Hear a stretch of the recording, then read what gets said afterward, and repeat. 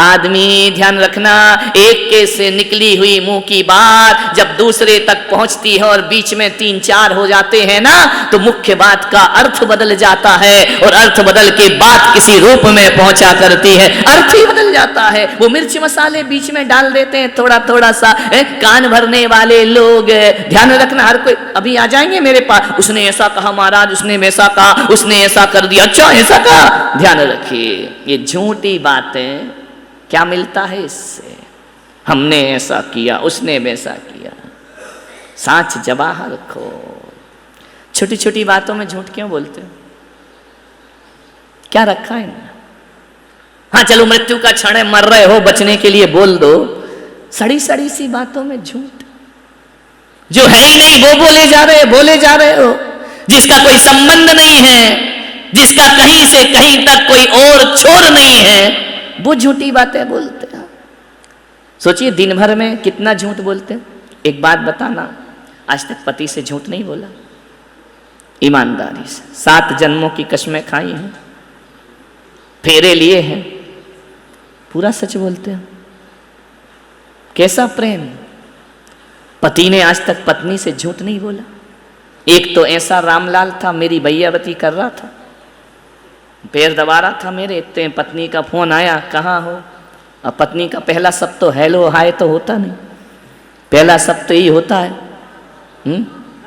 काव काव काव काव काव काव काव, इसके अलावा क्या होता है? दिन भर सुबह से शाम काव काव काव काव। तो उसने कहा कि बस निकल गया हूँ, रास्ते में हूँ। अरे मैं देख रहा हूँ पैर मेरे दबा रहा है, बोल रहा रास्ते में मोबाइल पे। बोले रास्ते में हो? मैंने देखा, बोले मरने दो ना। हाँ मैं भैयावती का, तो मैंने कहा तू सच क्यों नहीं बोल रहा कि भैयावती? अरे माथा फोड़ेगी, मैं आपके तो पैर दबा जाऊंगा, मेरा सिर फूटेगा घर जा करके। अरे तो मैंने कहा कि सच क्यों नहीं बोला, बकने दो। बोले बस पहुंच गया, आधे रास्ते में आ गया, आधे रास्ते में आ गया, फिर आया फोन, काव काव किस वक्त क्या है? बोले बस भिलाड़ पहुंच गया। अरे मैंने कहा भिलाड़? अब पत्नी भी कोई ऐसी वैसी नहीं थी, वो भी शेर पे सवा शेर थी। उसने कहा सही बताओ कहाँ हो, झूठ मत बोलो। तो बोले गाड़ी चला रहा हूं। तो बोले हार्न बजा के बता। पत्नी भी काकी रही होगी, ऐसी वैसी थोड़ी रही होगी, हार्न बजा के बता। अब मालूम है उस पट्टे को मेरे सामने मुंह से पौ करना पड़ा। साच जवाहर खोल, किन बातों पे झूठ बोल रहे हो? विचार करिए, सच बोलो मेरे भाई, सच। बड़ी आफत है जिन बातों का जीवन में कोई औचित्य नहीं, कोई महत्व नहीं है, उन पे हम झूठ बोले जाते हैं।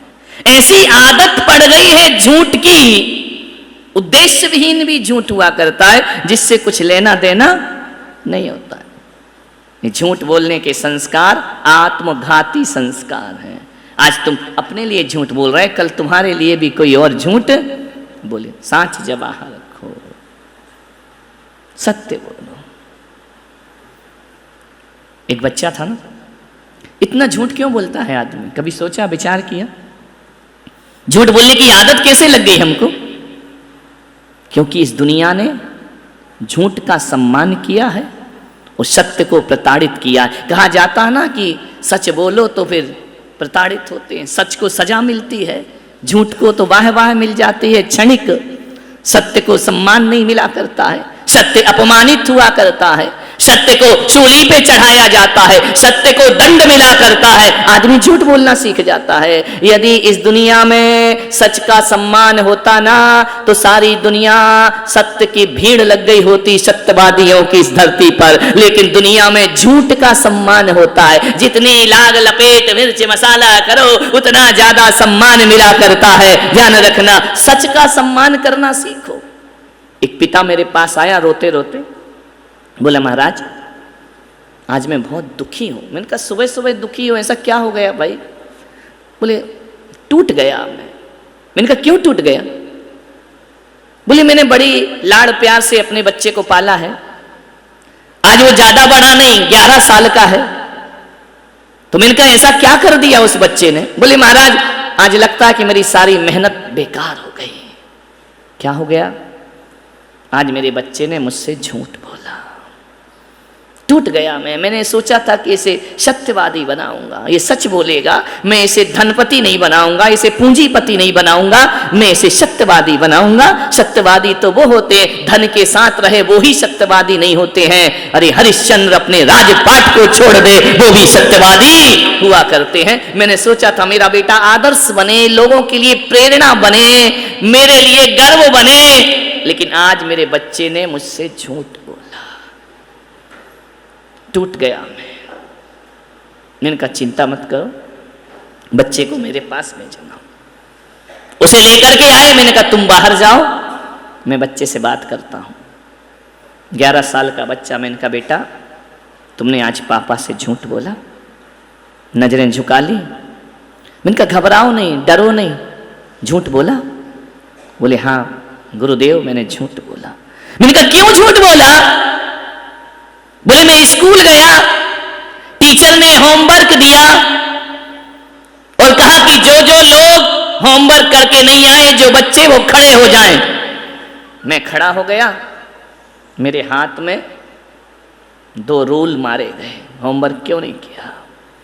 मेरे बाजू में मेरा दोस्त बैठा था, उसने भी होमवर्क नहीं किया था, वो खड़ा नहीं हुआ, उसे मार नहीं पड़ी। तो मेरे मन में आया कि सच बोलने से मार पड़ती है, मुझे भी उसकी तरह झूठ बोलना चाहिए। मुझे खड़ा नहीं होना था, मैं बच जाता। जब मैं घर लौट कर आया तो मैंने अपने पापा से छिपा लिया कि मुझे मार पड़ी, मैंने होमवर्क नहीं किया।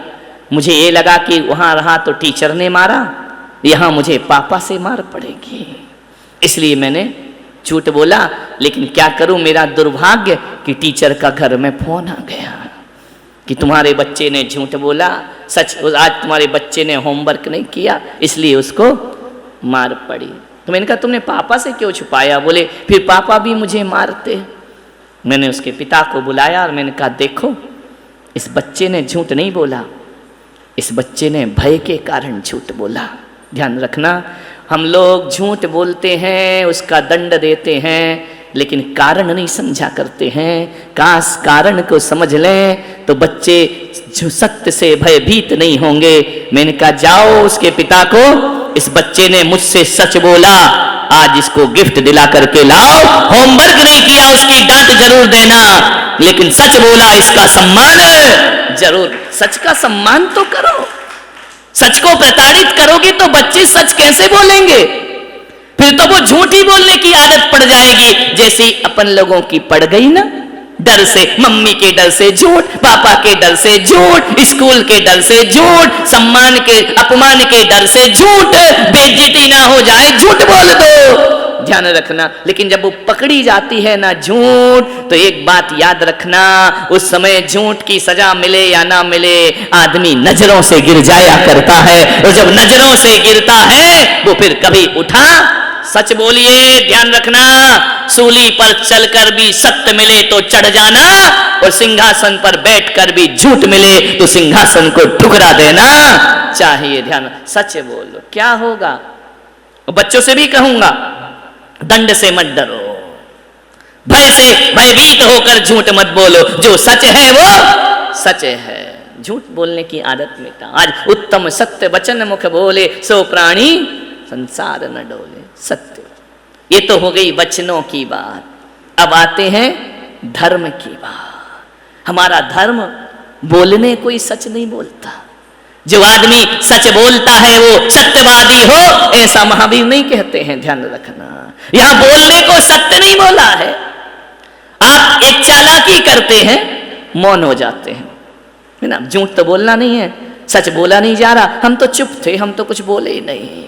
बोले नहीं तो इसका मतलब क्या, डर तो रहे हो ना, बोलना तो झूठ ही चाह रहे हो, पलड़ा तो तुम्हारा झूठ की तरफ ही झुका है। हम बोले नहीं कुछ, हम चुपचाप सुनते रहे। क्या सुनते रहे? जब सत्य मालूम था तो बोले क्यों नहीं? ध्यान रखना, नहीं बोलना, कोई नहीं बोल रहा है, कोई मौन ले रहा है, तो इसका मतलब थोड़ी कि सत्य धर्म उसके अंदर आ गया। यदि नहीं बोलने से सत्य धर्म आता है तो पेड़ पौधे तो कभी नहीं बोलते, उनको तो कब का सत्य धर्म प्रकट हो जाता, वह तो मोक्ष चले जाते। ध्यान रखना, सत्य धर्म को पाल के निर्वाण को प्राप्त कर। नहीं बोलने का मतलब तुम सच्चे हो, ऐसा नहीं है। कभी कभी हम नहीं बोलते, लेकिन बोलते कुछ नहीं, जानते तो सब हैं। ध्यान रखना, सत्य को बोलना महत्वपूर्ण नहीं है, सत्य को जानना बहुत महत्वपूर्ण हुआ करता है। सत्य को जानो, सत्य को समझो।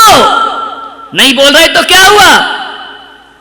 अंदर से तो वही चल रही है धार, काट दो, कर दो बर्बाद। हम बोलेंगे नहीं, हम चुप रहेंगे, तू कर देना। अच्छा, ध्यान रख, बड़ा सूक्ष्म है ये सत्य धर्म।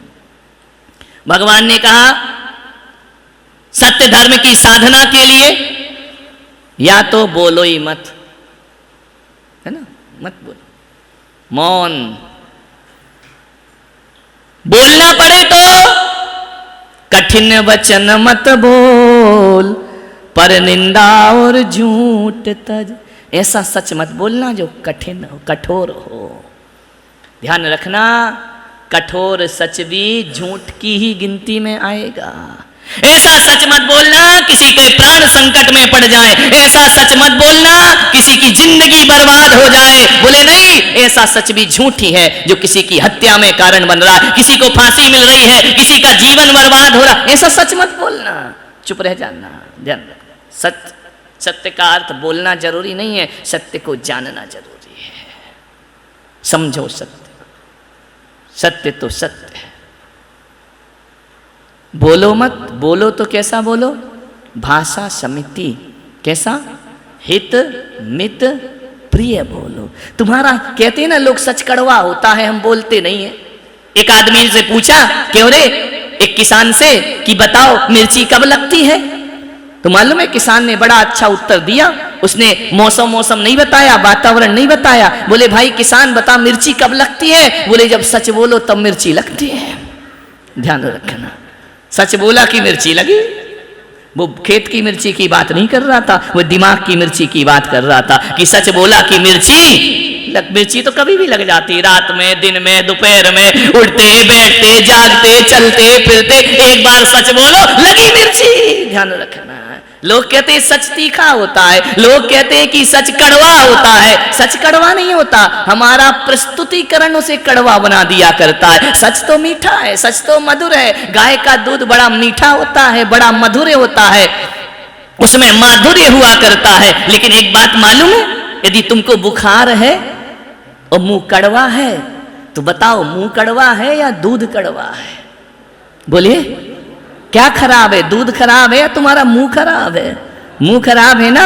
कड़वे मुंह में शक्कर भी घोल घोल करके दूध पिलाओ तो भी कैसा लगता है? कड़वा लगा करता है। एक बात याद रखना, जो दूध है वह तो मधुरता से भरा है, लेकिन मुंह कड़वा है तो दूध भी कड़वा लगता है। सत्य तो मधुरता से भरा है, ध्यान रखना, लेकिन मन कड़वा है तो सत्य भी कड़वा लगता। सच कभी कड़वा नहीं होता, सच कभी तीखा नहीं होता है, सच में कभी मिर्ची नहीं होती है, सच तो मीठा होता है। तुम्हारा मुंह कड़वा है तो क्या करेंगे? पिता था, उसकी एक लड़की थी, बहुत प्यार करता था लड़की से, अपनी प्राणों से ज्यादा प्यार अपनी बच्ची से करता था। हर पिता करता है, कौन है जो अपने बच्चों को प्यार नहीं करता है? इतना प्यार माँ बाप के लिए, बच्ची सुंदर हो या गोरी हो या काली, इसका कोई फर्क नहीं पड़ता, बच्ची तो बच्ची हुआ करती है।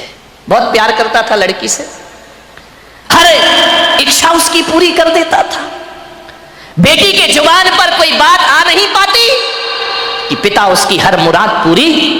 अरे भगवान से मांगने में तो थोड़ा समय लग जाता था, मिलने में, लेकिन बेटी ने यदि कुछ कह दिया तो पिता सबसे पहले अपने बेटी की इच्छा पूर्ति करता था। उसने कहा मैं ऐसा पहनूंगी, ऐसा खाऊंगी, ऐसा रहूंगी। पिता ने कहा ठीक है बेटा। बहुत प्यार था उसे अपनी बच्ची से। मान्यवर, मेरा आपसे निवेदन है, अपने बच्चों से प्यार करो, बहुत प्यार करो, बहुत लाड करो, बहुत दुलार करो, लेकिन पुलक सागर की एक बात याद रखना कि इतना प्यार मत करना कि उसका भविष्य खतरे में पड़ जाए। ध्यान रखिए, इतना भी लाड प्यार मत करो, क्योंकि तुम्हारी बेटी को पढ़ो, दूसरों के घरों में जाना है। एक बात याद रखना, कितना भी लाड प्यार कर लेना, लेकिन बेटियों के स्वभाव पे ध्यान जरूर देना। हकीकत में बताऊं तो 90% ससुराल खराब नहीं होती, 90% हमारी बेटी का स्वभाव खराब हुआ करता है। ध्यान रखिए, आपको विचार करना है। इतना लाड़ मत करो कि वो जिद्दी हो जाए, वो बड़े छोटों का भेद ही भूल जाए, वो मान मर्यादा ही भूल जाए, वो भूल जाए कि मैं भारतीय नारी हूं। ध्यान रखना, सुविधाएं दो, इतना मत देना कि कल तुम्हारे लिए उसका प्यार दुखदाई बन जाए। ध्यान रखिए, उस पिता ने, सेठ ने बहुत प्यार किया अपनी बच्ची को, इतना प्यार कि वो लाड़ लाड़ में लड़ंका हो गई। एक बात ध्यान रखना, लड़ंका बहू से घर नहीं चलता, लड़ंका नहीं प्रियंका चाहिए। ध्यान रखिए, विचार करिए, लड़ंका नहीं चाहिए, लड़ने वाली नहीं चाहिए, जो खुशियां बांट सके ऐसी बेटी अपनी बना करके तैयार करो। उसने, सेठ ने बहुत प्यार किया, जिद्दी हो गई, 8-8 बजे सोकर उठती, कोई कुछ कहता तो 1000 जवाब देती, झल्लाहट रखती, झुंझला के बात करती। एक बात याद रखना बेटियों, ये तुम्हारा झुंझलाना, ये तुम्हारा गुस्सा होना, ये तुम्हारा खींचना माँ बाप तो बर्दाश्त कर लेंगे, लेकिन ससुराल बर्दाश्त करने वाली नहीं है। ध्यान रखना, माँ बाप तो जवाब सुन लेंगे, लेकिन जब विवाह करके ससुराल जाओगी तो तुम्हारी कमियों को पीहर में तो बर्दाश्त किया जा सकता है, लेकिन तुम्हारे गलत स्वभाव को ससुराल में बर्दाश्त नहीं किया जा सकता है। ध्यान रखिए, बहुत संभल के जीना है अपनी जिंदगी को। अहंकारी हो गई लड़की, घमंडी हो गई लड़की, मां समझाती कि देखो तुम्हें करते क्या हो, कितनी अकड़ में जीने लगी है, कितना ईगो हो गया इसको, फटफट जवाब देती है। पिता ने कहा बच्ची है, ठीक हो जाएगी। ना बाबा, बच्ची समझ के मत छोड़िए, आपका ये प्यार, आपकी ये ढील उस बच्ची का जीवन भर। मैं विचार करता हूं, आपसे बात करता हूं, एक निवेदन करता हूं बड़ी विनम्रता के साथ कि आज बच्ची की हर डिमांड पूरी करके आप थोड़ी देर को तो खुश हो जाओगे, लेकिन ये आदत यदि बच्ची को लग गई तो जिंदगी भर तुम्हें आंसू बहाना पड़ेंगे। ध्यान रखिए, लड़की को पालना किसी संत की साधना से कम तपस्या नहीं हुआ करती है। मान्यवर बड़ी हो गई, पिता ने कहा कि अब ये बड़ी हो गई है, और जब बड़ी हो जाए तो माँ बाप को एक ही चिंता रहती है कि मेरी बच्ची का घर बस जाए, मेरी बेटी के हाथ पीले हो जाएं, तो हम इस जिम्मेदारी से मुक्त हो जाएं। शादी कर दी पिता ने एक अच्छे घर में, शादी हो गई, विवाह हो गया, चली गई ससुराल। 8 दिन भी नहीं हुए, फोन आ गया पिता के पास, पिताजी। हाँ बेटा बोल, कैसी है? अरे कैसी हूं, मर रही हूं मैं यहाँ पे। मर रही है? ऐसा 8 दिन में तेरा ये हाल हो गया? बोले मैं इस घर में 1 मिनट नहीं रह सकती हूँ, इसी वक्त मुझे आइए लेकर के चलिए, मैं इस नरक में नहीं जी सकती हूँ। पिता ने कहा यार 8 दिन में ऐसा क्या हो गया? अरे बोले सब बेकार है, यदि मुझे जिंदा देखना चाहते हो इसी वक्त आ जाओ, जैसे हो वैसे आके मुझे ले जाइए। बाप ने कहा यार मैंने तो इतना अच्छा घर देखा था, इतना दहेज दिया था, सब कुछ दिया था, उसके बाद इतनी अच्छी शादी की, पूरे नगर में ऐसी शादी कोई नहीं कर सकता है, 8 दिन में ये क्या? बेटी ने कहा मैं फोन रख रही हूं, जल्दी आओ वापिस, मुझे ले चलो यहां से, नहीं तो बेटी का मुंह नहीं देख पाओगे। लाचार पिता। ध्यान रखना, लड़की का बाप बनना कोई बच्चों का खेल नहीं हुआ करता मेरे भाई। लाचार था वो पिता, क्या करता? एक तरफ तो बच्ची का प्रेम है, 8 दिन हुए चला गया ससुराल में लड़की की, जैसे ही गया किसी ने जय जिनेन्द्र भी नहीं किया, किसी ने राम राम भी नहीं की, किसी ने इतना भी नहीं कहा कि समधी जी आइए पधारिए। लड़की के ससुर अपनी जगह चले गए, दामाद बाजू से निकल गया, देवर ने कुछ नहीं बोला। उसने देखा यार 8 दिन की शादी में ये शमशानी माहौल है यहाँ का, किसी ने कुछ नहीं बोला। घर में गया, बेटी के पास कमरे में। एक बात याद रखना, एक बेटी के गलत व्यवहार से तुम्हारी ही ससुराल में तुम्हारे माँ बाप का अपमान हुआ करता है, ध्यान रखिए। और यदि व्यवहार अच्छा रखती तो 4 लोग उनके स्वागत में खड़े रहते, कहते कि धन्य हो आपने ऐसी पुत्री को जन्म दिया है, ध्यान रखिए। कोई नहीं बोला उससे। गया बेटी के कमरे में, बेटी बात क्या, इसी वक्त चलो, पानी मत पीना इस घर का। अरे पिता ने कहा ऐसा क्या? बोले अभी ले चलो, इसी वक्त पीहर ले चलो, मेरा दम घुट रहा है, मैं यहाँ एक पल नहीं रह सकती हूँ। उसने कहा बेटा रुको, मैं तेरी सासू से पूछ लेता हूँ।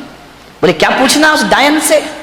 अरे बोले उससे मत पूछो, बुढ़िया से, उसके कारण तो मैं दुखी हूं इस घर में, 8 दिन हुआ नहीं, मेरा जीना हराम कर रखा है। बोले बेटा रुको, एक बार मैं पूछता हूं। गया लड़की की सास के पास, बोला बहन जी मैं आया हूं। सास ने कहा दिख रहा है, कोई मुझे चश्मा नहीं लगा है, मैं आया हूं। कौन सा बड़ा कमाल कर दिया, तुम आए हो तो। पिता ने कहा यार ये कैसा व्यवहार है? बोले बहन जी मैं अपनी बच्ची को ले जाना चाहता हूं, कल के ले जाने वाले आज ले जाओ। इसी वक्त ऐसी लड़की दे दी है तुमने, जीना हराम कर रखा है इसने, 8 बजे सो के उठती है, कोई काम नहीं करती है, सीधा बना बनाया खाना चाहिए, और किसी ने कुछ कह दिया तो 1 की 4 सुनाया करती है। ऐसी लड़की दी है, ले जाओ अपना पैसा वापिस, ले जाओ अपना दहेज वापिस, नहीं चाहिए हमें ऐसी लड़की। पिता का सिर झुक गया बेटी की गलती से, ध्यान रखना।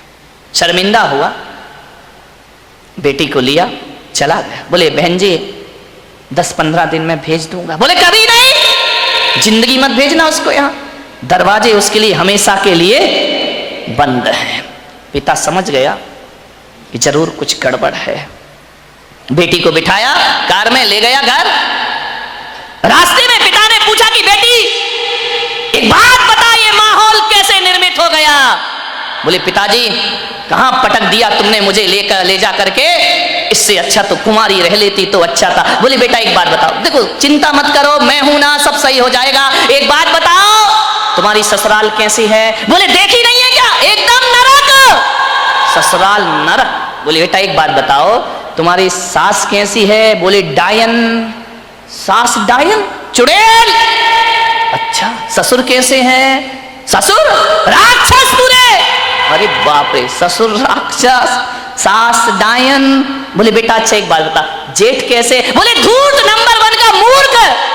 अरे बोले देवर कैसा है? बोले आवारा बदमाश, यहाँ वहां घूमते रहता है। अच्छा तो बेटी एक बात बता, ननंद कैसी है? बोले नंबर 1 की चुगली करने वाली चुगलखोर, उसके जैसी लड़की मैंने जिंदगी में नहीं देखी। तो बोले बेटा एक बात बता, तेरा पति कैसा है? बोले साक्षात यमराज है, पति यमराज, ससुर राक्षस, सास डायन, देवर आवारा, जेठ मूर्ख, ननंद चुगलखोर।